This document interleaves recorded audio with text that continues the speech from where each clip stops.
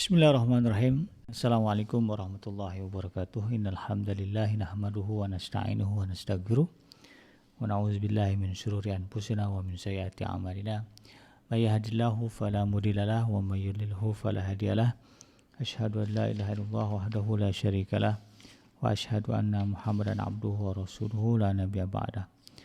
Allahumma shalli wa sallim ala hadzal nabiyil karim wa ala alihi wa ashabihi wa man tabi'ahum bi ihsanin ila yaumiddin. Wa qala Allah ta'ala fi kitabihil karim, ya ayyuhallazina amanu taqullaha haqqa tuqatih wa la tamutunna illa wa antum muslimun. Ya al-haq adkhilna mudkhala sidqin wa akhrijna mukhraja sidqin waj'alna min ladunka sultanan nasira.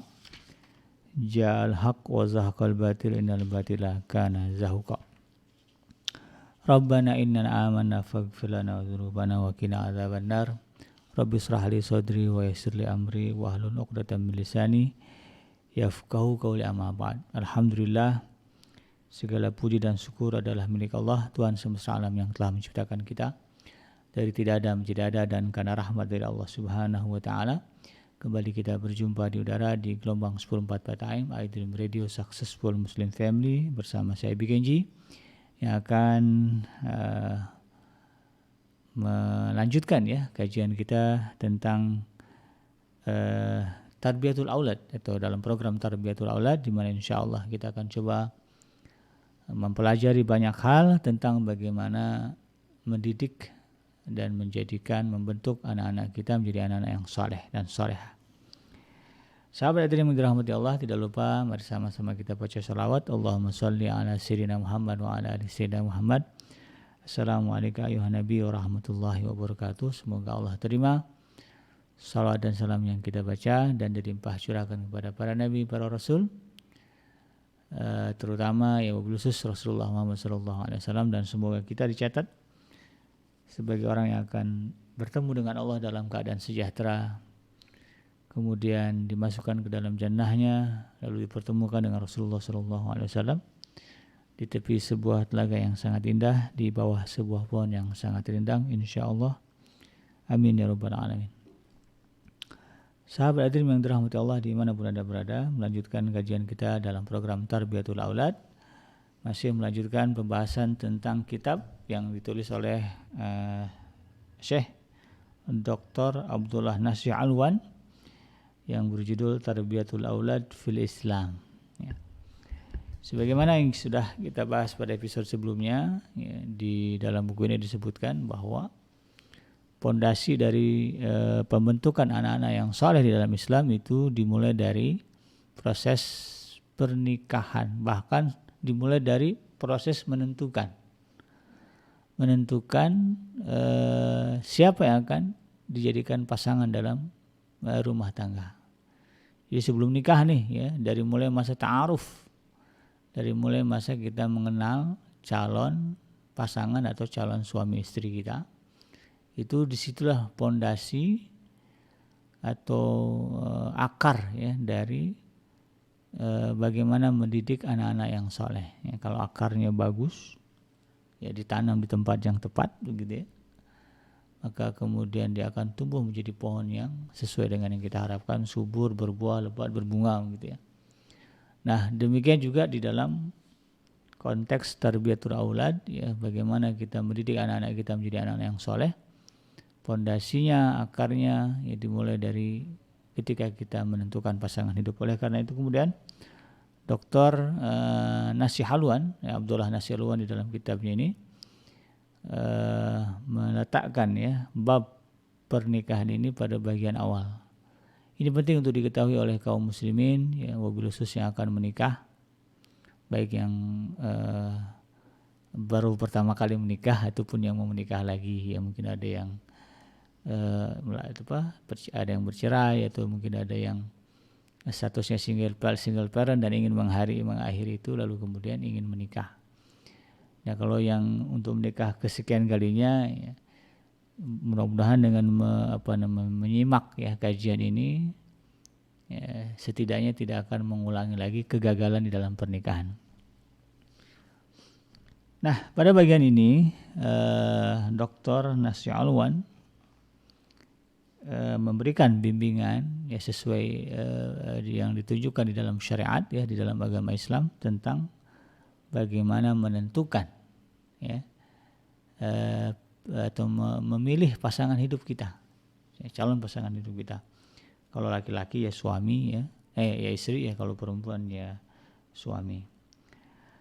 Nah, agama Islam dengan syariat yang tinggi dan universal telah meletakkan kaidah, hukum-hukum dan adab-adab bagi seorang laki-laki yang hendak melamar maupun wanita yang dilamar. Jadi Islam lengkap ya. Statusnya kita sebagai lelaki atau perempuan ada aturan masing-masing. Untuk perempuan seperti ini, untuk laki-laki seperti ini. Karena memang Islam adalah agama yang sifatnya universal, tidak terbatas kepada gender ya. Tidaklah Islam ini agama untuk laki-laki. Soalnya kalimat Allah saja, Tuhan saja menggunakan domirnya laki-laki huwa gitu ya. Tidak ya. Itu hanyalah sebuah bahasa yang digunakan agar kita faham. Dalam Al-Quran, dalam Islam ya, porsi ya, bagian dalam agama untuk laki dan perempuan itu sama dan ada bagian masing-masing.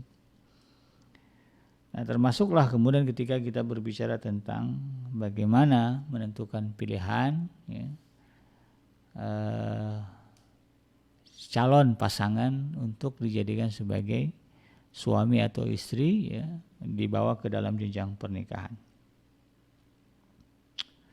Nah, seandainya manusia mau mengambil petunjuknya dan berjalan di atas aturan Allah Subhanahu wa taala, maka pernikahan tentu akan membuahkan rasa saling memahami, saling mencintai dan juga saling mengerti. Dan jadilah keluarga yang kemudian terdiri dari anak laki-laki dan perempuan yang berada di atas puncak keimanan, yang kuat jasmani, ya, kuat rohani, akhlaknya lurus, pikirannya matang, serta jiwanya tenang dan jernih. Jadi secara umum ya, rumah tangga ideal yang melahirkan keturunan-keturunan yang saleh dan salehah adalah rumah tangga yang berdiri di atas pondasi agama. Kalau kereta api berjalan di atas rel agama.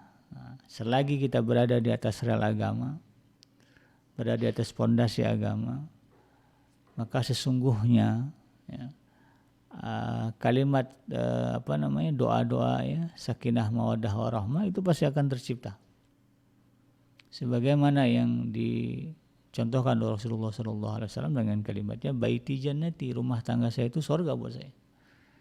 Karena memang kita tahu ya, ketika sahabat bertanya kepada Sayyidah Aisyah tentang akhlaknya Rasulullah, kemudian Sayyidah Aisyah mengatakan karena huluhul Quran, ya akhlaknya Rasulullah itu Al-Quran. Maka wajar jika kemudian Rasulullah ya, mengeluarkan kalimat baiti jannati. Nah, kenapa rumah tangga kita ya, kalau kita tariklah kehidupan kita kok kemudian tidak seindah yang digambarkan Rasulullah, ya berarti kemudian ada kalanya kita tidak berpijak ya kepada pondasi yang benar. Ya, kita kadang-kadang mungkin bergeser ya, harusnya di atas pondasi agama. Ada kalanya dalam momen tertentu, dalam kasus-kasus tertentu, pondasi kita, kaki kita bergeser di atas pondasi bukan agama lagi, mungkin keduniaan, mungkin hawa nafsu, ya. Mungkin juga cita-cita, bukan cita-cita, ambisi, ya. Ya, macam-macam lah. Nah, sehingga kemudian dari situ ya karena sudah bergeser relnya, bergeser pondasinya, tentu tidak akan mencapai kepada tujuan yang diharapkan, yaitu sakinah mawaddah warahmah. Jadi sebetulnya untuk mengevaluasinya mudah ya, ketika kita merasa rumah tangga kita tidak bahagia, ya ceklah paling dari diri kita dulu, apakah kita sudah menjalankan agama dengan benar, tentang diri kita, tentang cara kita berkeluarga. Ya orang tua kan ada hal-hal yang Allah perintahkan kepada mereka yang berstatus orang tua. Ada hal-hal yang Allah perintahkan kepada mereka yang berstatus sebagai suami. Ada halal yang Allah perintahkan kepada mereka bersatu sebagai istri, sebagai mertua, sebagai menantu, itu ada.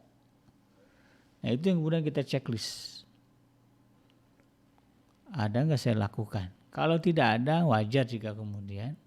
Atau masih mencela-mencela, atau masih separuh-separuh yang bab perintah Allah untuk orang tua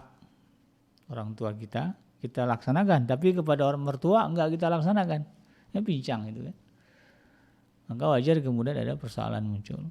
Bab untuk membahagiakan anak, memenuhi tanggung jawab sebagai ayah kita lakukan, tetapi tanggung jawab sebagai seorang suami ada diabaikan, misalnya istrinya buluk ya, kumal lah gitu ya, nggak keurus, anak-anaknya rapih kinclong kan, ada begitu mungkin ya. Maka bisa jadi nanti akan menimbulkan masalah. Jadi ya itu aja ya cara menceknya. Nah oleh karena itu ya, sebagai pondasi awal, sebagai benih pertama di dalam membentuk keluarga yang sakinah mawaddah warahmah, yang pada akhirnya kemudian melahirkan keturunan yang saleh dan soleha, kita mulai dari memilih ya, bagaimana syariat membimbing kita untuk memilih calon pasangan kita. Setidaknya ya, kalau berdasarkan hadis, sebetulnya hadis dan juga ayat-ayat Al-Quran, ada 4 bimbingan utama ketika kita memilih calon pasangan. Yang pertama, memilih pasangan berdasarkan pondasi agama. Yang dimaksud ad-din ya di dalam agama ya, adalah kefahaman yang sebenarnya akan agama Islam dan merealisasikannya dalam kehidupan kita sehari-hari. Jadi bukan sebatas KTP. Saya pilih dia agama, saya penting agamanya Islam. Tapi kita hanya merujuk kepada KTP-nya. Identitas, ya, identitas paspornya, identitas formalnya, oh dia Islam. Jangan hanya sebatas itu. Kalau kita berbicara konsep bimbingan agama, memilih pasangan memilih calon pasangan berdasarkan agama, maksudnya adalah bahwa orang yang kita pilih ini betul-betul menjalankan atau merealisasikan ajaran-ajaran agama dalam kehidupannya. Artinya dicek lah ya, kalau Islam kan jelas ada rukun iman, rukun Islam. Dicek rukun imannya, kuat gak tauhidnya kepada Allah calon pasangan kita. Ya kuat gak imannya kepada Rasul, kepada kitab, kepada qada dan qadar. Jangan-jangan dia iman kepada qada dan qadarnya kurang, sehingga ketika ada kesusahan sedikit aja mengeluhnya luar biasa. Nah, seolah-olah itu bukan bagian dari ketetapan dari Allah Subhanahu wa taala. Ini yang kemudian harus kita pastikan.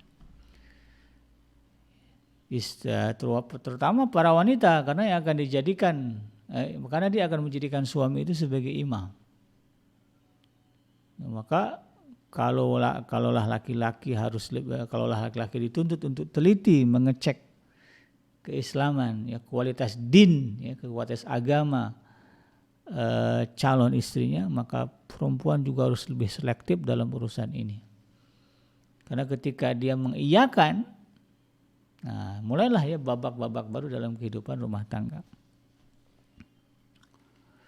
Jadi dipastikan betul, jangan hanya dari kabar. Oh dia Islam namanya. Sekarang kan banyak ya nama-nama perempuan, nama-nama laki-laki, nama-namanya mirip Muslim. Usut punya usut, bukan Islam. Jangan sampai kita sudah kadung jatuh cinta karena kita tidak teliti gitu ya. Oh namanya Nur, nah, gitu ya misalnya kalau perempuan. Oh Nur, sekedar tahu itu gitu kan. Atau namanya siapalah kalau laki-laki ya, namanya Salim gitu kan. Bagus ya, usut punya usut ya.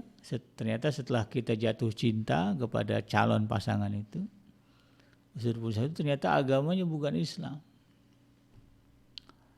Nah, kalau udah jatuh cinta ini susah. Nah, ini babnya susah. Ya. Bermain perasaan itu susah. Oleh karena itu kemudian sebelum kita kadung jatuh cinta, pastikan betul. Ya, jadi sebelum membuka hati kepada orang, ya baik laki-laki maupun perempuan, cek dulu ya kualitas keislamannya dengan teliti. Jangan hanya bersandarkan kepada asumsi-asumsi yang tidak jelas. Karena namanya, karena penampilannya, ada jenggotnya. Sekarang banyak orang-orang yang bukan Islam juga berjenggot. Ya. Ini harus kita pastikan. Ya. Bahkan kalau kita berbicara ketelitian ya, ketelitian di dalam menilai seseorang.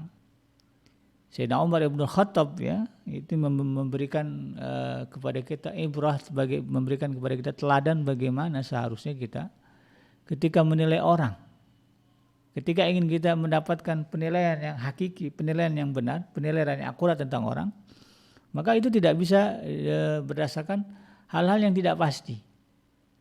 Ya. Jadi Khalifah Umar Ibn Khattab ketika menetapkan pertimbangan yang baik untuk mengetahui kepribadian seseorang dan mengetahui sosok laki-laki yang sejati, ketika ada seseorang datang kepadanya kemudian memberitahukan kepada orang lain, memberitakan kepribadian orang lain ya.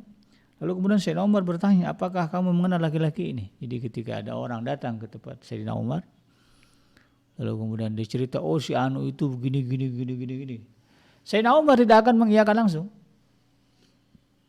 Dia akan tanya, konfirmasi itu, kamu memang tahu nih orang? Gitu. Lalu jawab, ya saya tahu. Lalu kemudian Sayyidina Umar akan mengatakan, apakah kamu ini tetangganya yang mengetahui aktivitas keluar masuk dari rumah? Kamu tinggal sebelah rumah dia, sehingga kamu tahu dia keluar rumahnya kapan, masuk rumahnya kapan, berangkat kerja jam berapa, pulang kerja jam berapa. Kalau lagi hari libur ngapain dia? Kamu memang orang sebelah rumahnya, ya, sampai tahu begitu kan. Lalu kemudian lelaki itu menjawab bukan, nah gitu kan. Maka kemudian Sayyidina Umar bertanya lagi, apakah kamu pernah bepergian bersamanya sehingga kamu dapati darinya satu akhlak yang mulia? Apa kamu pernah jalan sama dia? Ya, jalan bareng kemana gitu sehingga kamu tahu, dia ini baik, dia ini jelek, dia ini jahat. Gitu. Kemudian laki-laki menjawab tidak, enggak juga kan. Lalu kemudian Sayyidina Umar bertanya lagi, apakah kamu pernah bermuamalah dengan orang ini? Katakanlah kamu enggak kenal, kamu enggak tinggal rumah kamu enggak bertetangga dengan dia. Enggak pernah dalam satu perjalanan dengan dia, berjalan sama dia. Maka Sayyidina Umar bertanya, atau kamu pernah mungkin berdagang, bermuamalah sama dia, berbisnis dengan dia, atau urusan dunia dengan dia, ya. Lalu kemudian kamu tahu tingkat kewaraannya, tingkat kebaikannya, kejujurannya. Kemudian laki-laki itu menjawab tidak. Kemudian Sayyidina Umar berteriak kepada orang ini, sekiranya engkau pernah melihatnya salat di masjid baik dengan duduk ataupun berdiri, kadang ia mengangkat kepala dan kadang ia merendahkannya. Lelaki itu menjawab ya. Lalu kemudian Sayyidina Umar bertanya, pergilah karena engkau tidak mengenalnya. Kemudian ia menoleh kepada laki-laki tersebut dan berkata, datangkan kepadaku orang lain yang mengenalmu. Ya. Jadi kadang-kadang ya begitulah Sayyidina Umar ya. Sayyidina Umar itu tidak mudah mempercayai tentang kepribadian seseorang dari orang lain tanpa kemudian memastikan bahwa orang ini benar-benar memenuhi kriteria. Bahkan kalau Sayyidina Umar mengatakan, kalian gitu kepada sahabat tidak akan bisa menilai seseorang itu baik buruk hanya dari gerakan sholatnya dia, lamanya dia di masjid. Sebelum kalian tidur 3 hari 3 malam di rumah dia. Kalau udah tidur 3 hari 3 malam di rumah dia, baru kita bisa ambil kesimpulan. Orangnya begini, begitu bisa. Nah, itu baru bisa dipertanggungjawabkan. Tapi kalau belum pernah begitu, lalu kemudian kita mengambil kesimpulan, si A baik, si B buruk, si A. Ini tidak bisa dijadikan sebagai sebuah pegangan dan sandaran.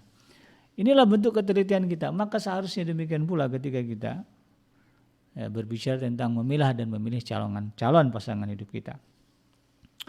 Rasulullah SAW pernah bersabda, Innallaha la yanzuru ila suwarikum wa ajsamikum wa ajsadikum wa innama yanzuru ila qulubikum wa amalikum. Sesungguhnya Allah tidak melihat bentuk rupa dan badan kalian, tetapi Dia melihat kepada hati dan amalan kalian. Inilah yang kemudian menjadi dasar bagi kita untuk memilih calon pasangan berdasarkan agama. Karena nanti akan Allah nilai dari diri kita adalah bukan rupa kita, bukan fisik kita, bukan juga harta kita, tetapi yang Allah akan lihat adalah amalan-amalan kita.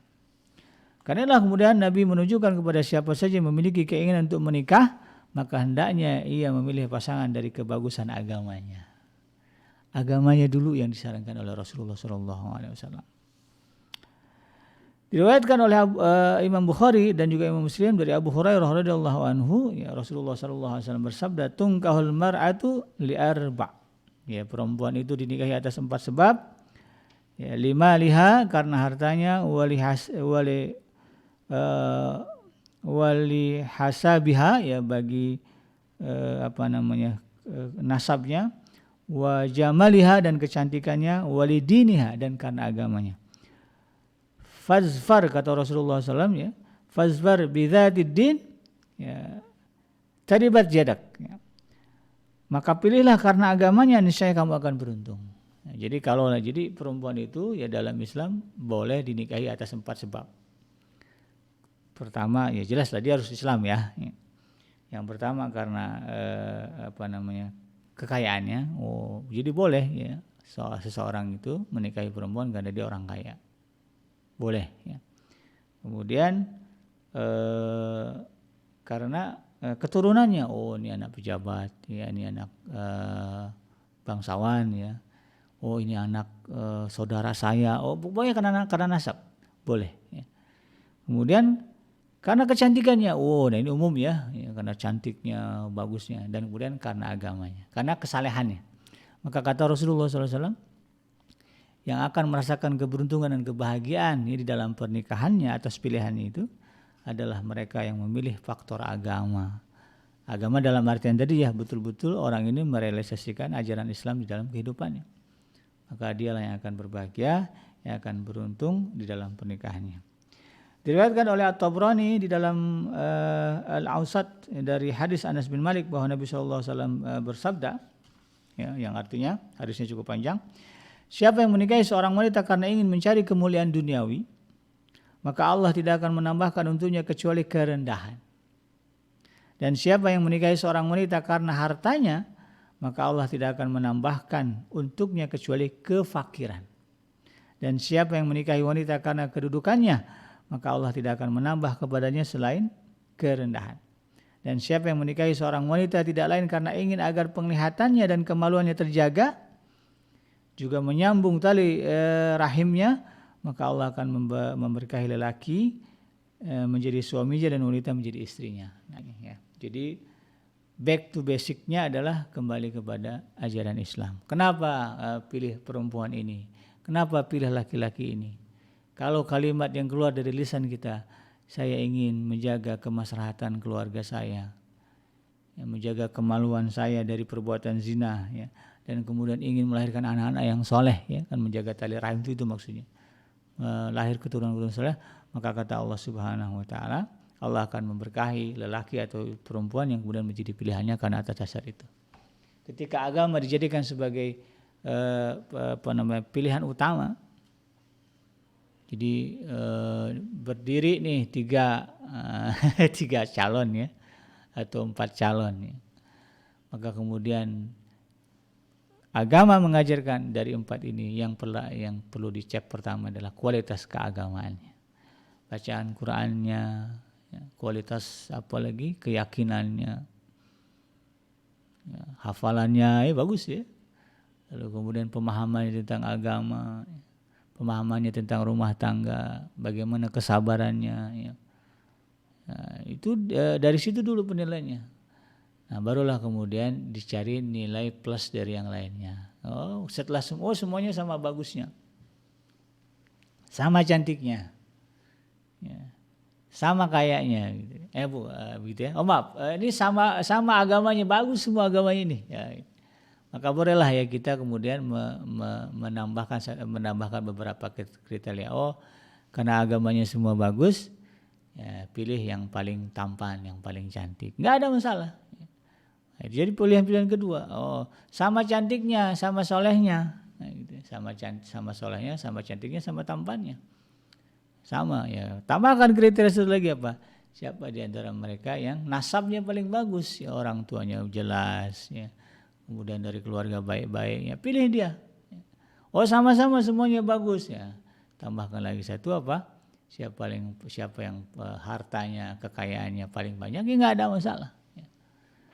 Tapi yang paling pertama yang diajarkan oleh dalam agama adalah jadikan agama sebagai lapisan pertama. Saringan pertamanya itu agama dulu.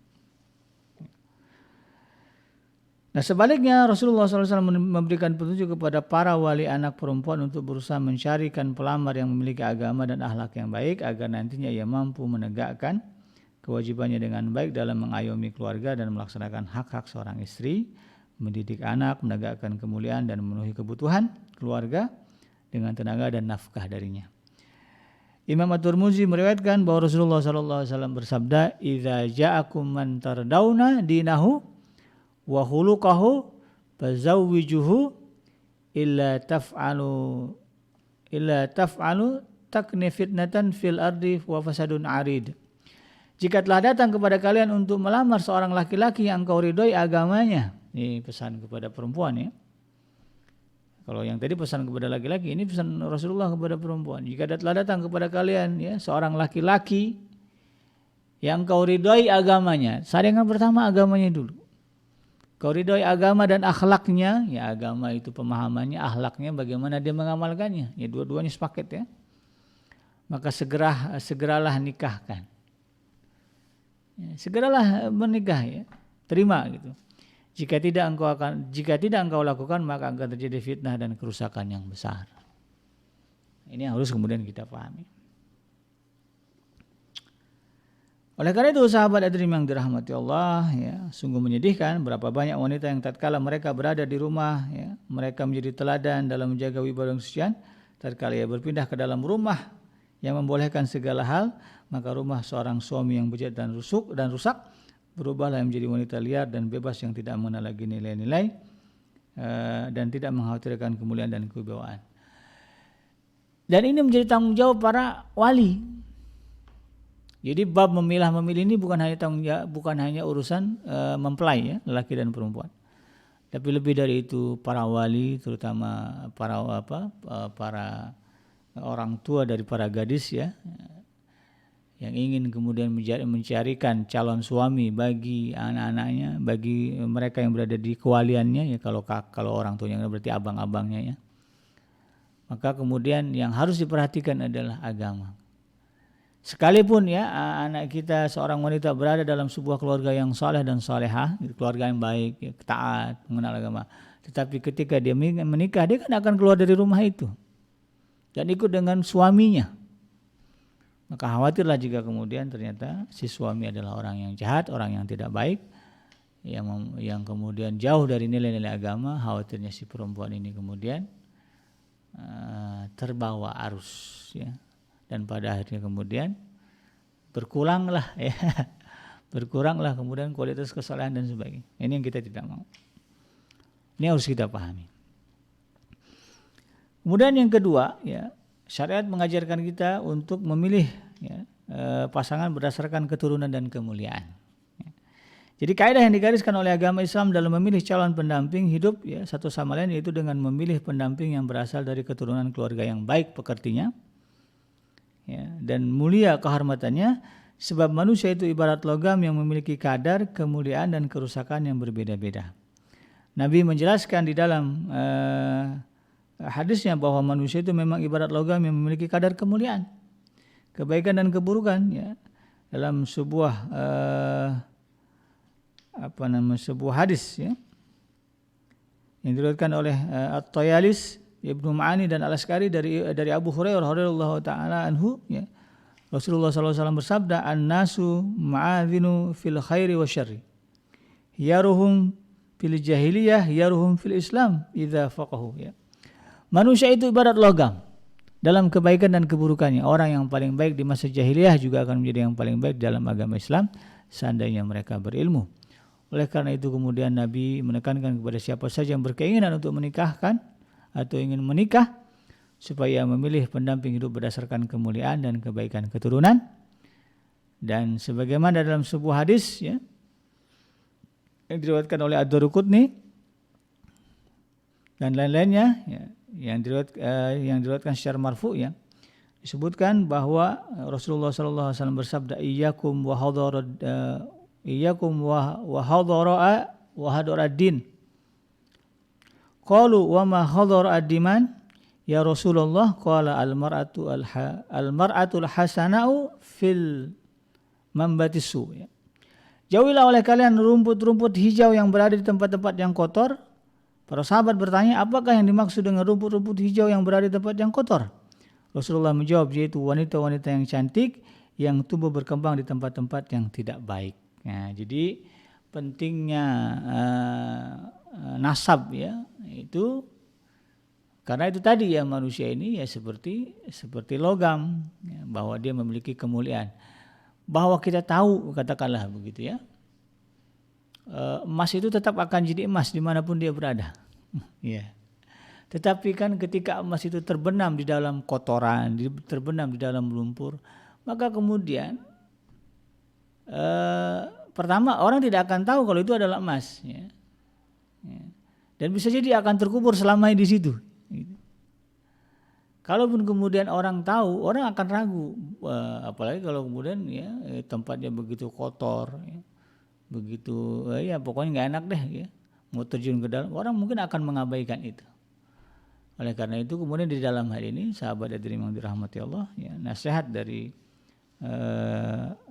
Dr. Abdullah Nasir Alwan, ya, sebagaimana disebutkan di dalam hadis tadi, ya, sebaik-baik kita, ya, setelah kita tentukan agamanya, ya, kualitas agamanya bagus, ya, maka kita timbang-timbang juga kualitas nasab dan keturunannya. Ya, iya dia bagus nih agamanya, prinsipnya, kesalehannya, tetapi orang tuanya gitu, ya, dia terlahir dari keluarga yang biasa minum arak, keluarga yang bebas, begitu, keluarga yang ya, keluarga yang tidak baik. Nah, ini juga harus menjadi pertimbangan bagi kita. Khawatirnya kemudian, ya, ada di mana, ya, namanya hidup, ya, kadang-kadang kan kita tidak selamanya berada di puncak gitu kan. Ada kalanya kita juga mengalami turun, ya, mungkin dari bisnis, ya, bisa jadi kita akan mengalami kerugian gitu kan. Bisa jadi kemudian kalau yang tidak sanggup menghadapi situasi seperti itu, ya, maka kemudian dia akan terpengaruh oleh keluarganya. Ya. Kan kayak yang namanya pernikahan itu kan tidak hanya sekedar mempertemukan personal, ya, antara suami dan istri, tetapi lebih dari itu, pernikahan adalah menyatukan dua keluarga yang berbeda. Dua keluarga yang berbeda ini, ya, ketika bertemu, ya, tentu saling mempengaruhi. Ada kalanya suami terpengaruh oleh keluarga istri, ada kalanya kemudian istri terpengaruh oleh keluarga suami. Istri ketika ada masalah dengan suami, ya, dia akan lari kepada keluarganya. Kalau keluarganya tidak baik, keluarganya bukan dari golongan orang-orang yang mulia, khawatirnya kemudian, ya, ketika pada posisi titik nadir yang rendah itu, ya, lagi kecewanya begitu, lagi sedih-sedihnya, kemudian masuk, ya, nasihat yang tidak baik dari keluarganya, karena memang keluarganya bukan orang yang baik gitu, maka kemudian istri akan terpengaruh. Udah, begini aja, cerailah apalah. Tapi kalau keluarganya baik-baik, keluarga orang mulia, ketika istri, ya, ketika anaknya datang nangis-nangis, ngadu begini begitu, ya, namanya orang soleh kan nggak akan terima begitu aja. Dia akan klarifikasi dulu, belum dia juga akan menuju kepada perintah agama, ya. Ada tahapan-tahapan, islah dulu dan sebagainya. Kalau keluarganya baik-baik, nah itu yang kenapa kemudian di dalam Islam disyariatkan juga untuk menimbang, ya, atau menjadikan kondisi kemuliaan keluarga, nasabnya, ya, keturunannya, terkait dengan kemuliaannya itu menjadi bagian dari pertimbangan syariat ketika kita menentukan pilihan di dalam pernikahan. Di dalam sebuah hadis yang diriwayatkan Ibnu Majah, ya, dan juga Ad-Dailami, Rasulullah sallallahu alaihi wasallam bersabda, takhayyaru linutafikum fa innal irqa dasas, ya. Seleksilah oleh kalian untuk air, ini kalimatnya maaf, ya. Seleksilah oleh kalian untuk air mani, maksudnya calon istri kalian, karena sesungguhnya keturunan itu kuat sekali pengaruhnya. Jadi gen itu berpengaruh kuat, ya. Dalam sebuah hadis yang lain, ya, diriwayatkan dari Sayyidah Aisyah radhiyallahu anha secara marfu, ya, Rasulullah SAW pernah bersabda, ya, sama dengan hadis yang tadi, ya, pilihlah untuk air mani maksudnya istri kalian, karena sesungguhnya wanita-wanita itu melahirkan orang-orang yang menyerupai saudara laki-laki mereka dan saudara-saudara perempuan mereka. Dalam riwayat yang lain dikatakan, carilah oleh kamu sekalian wanita-wanita yang sederajat untuk air mani kalian, sebab seseorang itu barangkali akan menyerupai pamannya. Nah, diriwayatkan oleh Ibnu Adi di dalam Al-Kamil secara marfu juga, ya. Tazawwaju fil hijri. Tazawwaju fil hijri salih fa innal irku dassas. Nah, kurang lebih juga sama. Nikahilah oleh kalian wanita yang baik karena keturunan itu kuat sekali pengaruhnya. Ya, mungkin ya di satu sisi juga ya, di dalam berbicara konteks hadis ini, ketika kita ingin menentukan pasangan lalu kemudian kita jadikan pertimbangan keluarganya. Nah, karena secara genetik ya, namanya keluarga ini kan saling ya mirip-mirip lah begitu ya. Maka ketika kita melihat, oh ini pamannya orang baik-baik ya, kemudian kakak-kakaknya orang baik-baik, jelas orang tuanya baik-baik, apalagi kemudian ada yang menjadi tokoh dan sebagainya, maka kemudian bisa jadi pada istri kita, pada si wanita ini, pada calon istri ini, ada gen yang kemudian juga ketika dia melahirkan anak, gen itu kemudian terbawa, membentuk sebagai anak-anak yang soleh. Oh ini anak kiai ini pamannya ya, atau sejarahnya pamannya ini kiai besar, ulama besar. Ini namanya paman kan berarti masih saudara sama bapaknya gitu. Maka bisa jadi kemudian ya, gen-gen itu ya akan kemudian ada sebagiannya mengalir kepada si wanita ini. Bisa jadi kemudian ya, anak yang lahir darinya bisa jadi menjadi tokoh soleh sebagaimana kesalehan pamannya. Itu yang dimaksud dengan hadis tersebut. Oleh karena itu kemudian ini juga menjadi pertimbangan bagi kita di dalam memilih pasangan ya, hidup kita. Yang ketiga ya, selain tadi agama, kemudian kita lihat juga silsilahnya, keturunannya. Yang ketiga adalah memilih orang yang jauh lebih dari hubungan kekerabatan. Ya.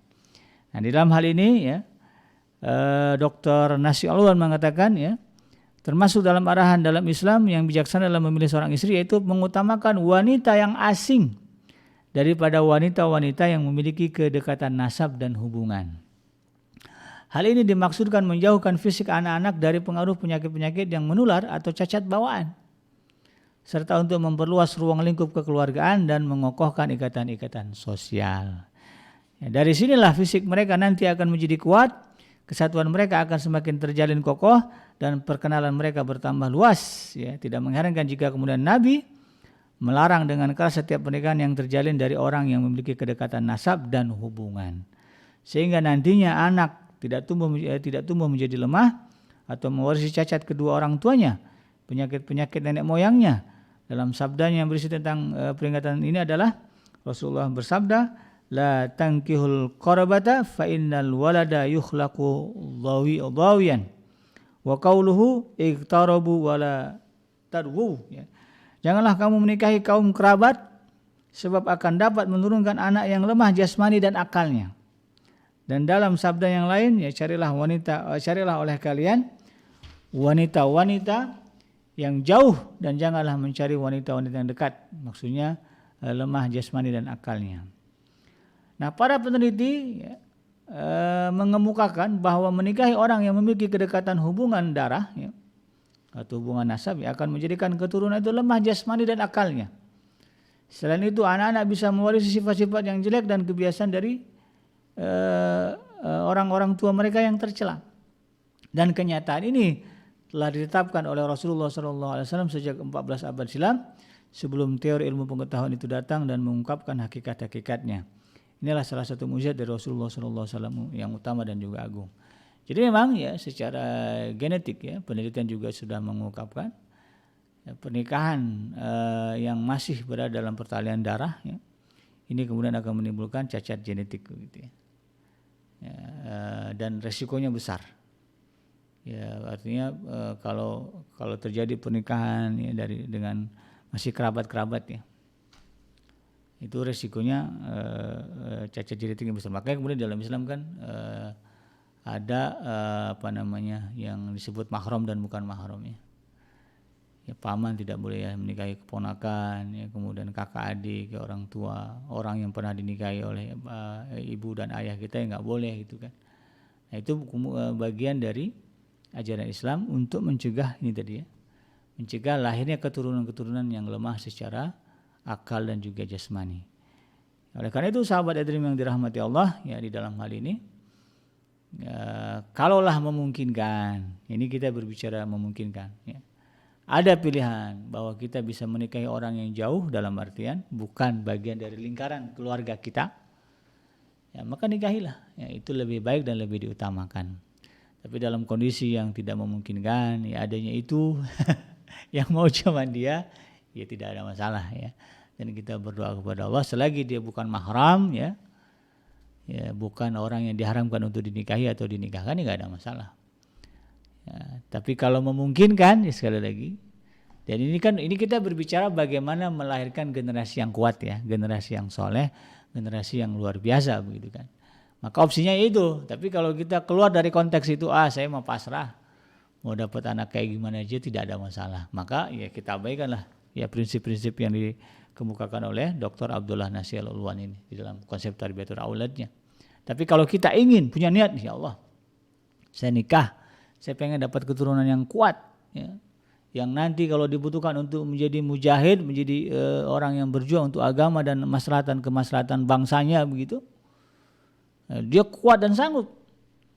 Maka inilah yang kemudian harus kita perhatikan. Pertama agamanya, yang kedua kemudian kualitas keturunannya, kemudian yang ketiga adalah cari yang jauh, cari yang di luar lingkaran keluarga kita. Kalau masih ada hubungan kekerabatan ya, walaupun masih jauh ya, kalau bisa dihindari ya.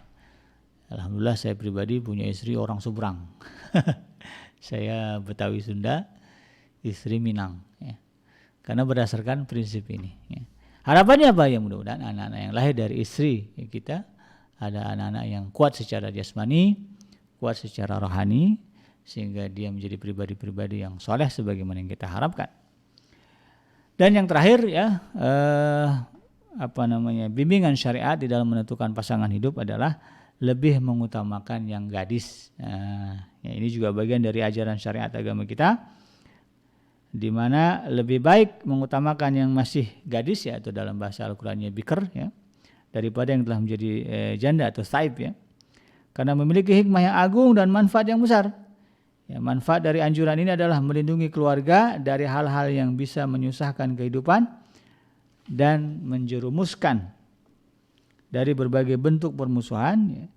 Ya, di satu waktu bisa menguatkan jalinan cinta suami istri, karena gadis itu akan memberikan semua bentuk kehalusan dan kelembutan kepada orang yang pertama kali memberikan penjagaan kepadanya dan menjadi cinta pertamanya dan menjadi yang pertama mengenalinya. Ini menjadi bagian dari fitrah ya, yaitu sunnatullah. Cinta pertama itu berkesan. Jadi siapa yang menjadi cinta pertama seorang gadis, ya, itu dia akan memberikan kesan yang luar biasa. Bagi seorang wanita ya, secara umum tabiatnya begitu. Makanya kan di dalam kehidupan kita ada istilah CLBK ya, cinta lama bersemi kembali. Ya, itu biasa terjadi. Ya, dan itu diawali dari namanya sebuah hubungan, iya atau tidak, terjadi atau tidak, kuncinya ada di perempuan. Nah, makanya kan kalau di dalam Al-Quran, dalam hukuman mencuri, dalam hukuman potong tangan ya, itu kalimatnya as-sariqu was-sariqah. Disebut laki-laki dulu ya, laki-laki dan perempuan. Ya, waw di situ adalah waw yang menunjukkan kesetaraan atau ya, laki atau perempuan sama saja. Tetapi kalau dalam bab hukuman zina ya, yang cambuk itu, bunyinya dibalik ya, az-zaniyatu waz-zani fajlidu kulla wahidin minhuma mi'ata jaldah. Ya, perempuan yang berzina dan laki-laki yang berzina, maka cambuklah mereka 100 kali cambukan. Wawnya di situ bukan lagi waw pilihan ya, tetapi waw menunjukkan waw atof ya, mengikut ya. Jadi perempuan dulu disebut, baru laki-laki. Karena iya atau tidak status hubungan seksual ya, yang dilakukan oleh seorang laki-laki dan perempuan itu tergantung si wanitanya. Kalau dia melakukannya sukarela di luar pernikahan, maka itu adalah sebuah perzinahan. Tetapi kemudian kalau itu terjadi atas si perempuannya tidak mau, terpaksa, ya, terjadi juga hubungan seksual, maka itu bukan perzinahan tetapi adalah sebuah tindakan kekerasan seksual atau pemerkosaan. Maka yang berdosa ya si laki-laki, ya perempuannya nggak berdosa. Ini menggambarkan betapa wanita itu menjadi penentu dalam sebuah hubungan. Ya kembali kepada CLBK tadi, ya cinta lama bersemi, ya karena itu tadi. Ya, itulah sifat perempuan. Maka dalam hal itu kemudian ya menjadi bagian dari saran agama. Ya, kalau memungkinkan ya situasi normal adanya gadis, ya adalah pilihan ini gadis ini janda, maka nikahilah yang kemudian yang gadis. Ya. Ini sekali lagi dalam konteks kita membentuk keluarga yang anak-anak yang kuat, anak-anak yang tangguh. Ya, karena kalau gitu tadi ya, kalaulah kemudian di dalam perjalanannya terjadi katakanlah ya, saya biasa mendengar ya, bahkan mengeluhkan kepada saya, seseorang yang menikah dengan duda, seseorang yang menikah dengan janda begitu, lalu kemudian ada momen dalam kehidupan mereka ternyata ya, si pasangannya baik suami maupun istri ya, ketahuan kemudian membuka komunikasi dengan mantan istrinya, mantan suaminya, dan itu menjadi persoalan yang pelik dan menguras emosi. Saya beberapa kali menangani kasus itu gitu kan, memberikan bimbingan, arahan agar kemudian mampu bersabar dan mempertahankan hidup rumah tangga ke arah yang lebih baik. Itu sering terjadi. Nah tentu ketika seorang ibu, ketika seorang ayah ya dilanda oleh masalah itu, ya, katakanlah kalau dia menikahi janda ya atau menikahi duda, lalu kemudian cinta lamanya bersemi kembali, ya tentu kan ini menjadi gonjang-ganjing. Maka yang menjadi korban adalah anak. Ya, tidak mungkin seorang ibu yang sedang stres, sedih, ya, karena suaminya hadirnya orang lama dalam kehidupan mereka, cinta pertama suaminya, cinta pertama istrinya datang lagi, maka kemudian tidak mungkin dia bisa berkonsentrasi mengurus anak. Ini yang kemudian harus kita hindari dan harus kita pahami. Dalam sebuah hadis yang diriwayatkan oleh Imam Bukhari, Rasulullah SAW pernah bersabda, bagaimana pendapat kamu jika engkau turun pada suatu lembah yang di dalamnya terdapat sebatang pohon yang telah dimakan sebagiannya dan sebatang yang lain yang belum dimakan? Di mana engkau akan mengembalakan untamu? Maka Nabi menjawab, pada pohon yang belum digembalakan. Aisyah berkata, maka aku inilah pohon yang masih utuh dan belum digembalakan. Ini Rasulullah saja kalau dikasih pilihan, nah begitu kan. Ini pertanyaan Sayyidah Aisyah ya. Ya Rasul, ya kalaulah ada Anda disuruh mengembalakan unta gitu kan.